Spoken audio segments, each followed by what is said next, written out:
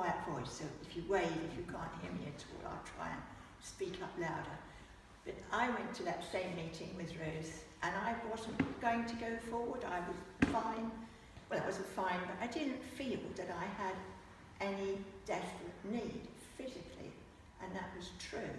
But as David was walking out to go to coffee afterwards, he passed me, and he looked at me, and he said something like, "What about you?" And I said, "Well, I'm fine. I didn't need to come forward at all."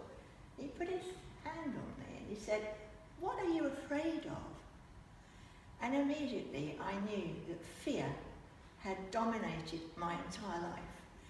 Fear of abandonment when I was abandoned at the age of 2, fear of people dominating me, people putting me down, fear of man, fear of people, fear of not being listened to, not being believed, all my life. And when I said to him, "Yes, I'm afraid," and he said, "It's a dominating spirit, it's dominating you." And he just, I don't know what he did, he just did something. And I went woozy and grabbed hold of somebody's hand. And then I went over to my friend Ruth and I said, "Hey Ruth, I don't know what's happened to me, but something's happened to me. You know, something's happened to me, it's all I knew. I couldn't drive. I'd offered someone a lift home. And I said, "I'm sorry, you'll have to wait because I'm woozy." I didn't know what had happened to me.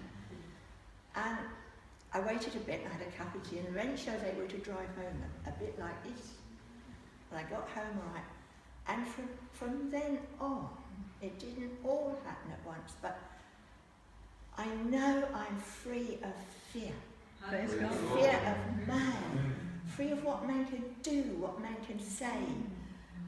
And I suppose I'd better tell you, it was one particular person I was really terrified of. And I'm not anymore. That person is still in my life. They've changed because I've changed. Yes. Because now I only look to God, and as long as I'm not afraid of him, which I know I was afraid of him, I was afraid that he didn't like me, that I wasn't good enough, that I didn't get it right. That when he told me to do something, I said, "I can't, Lord, I can't do that."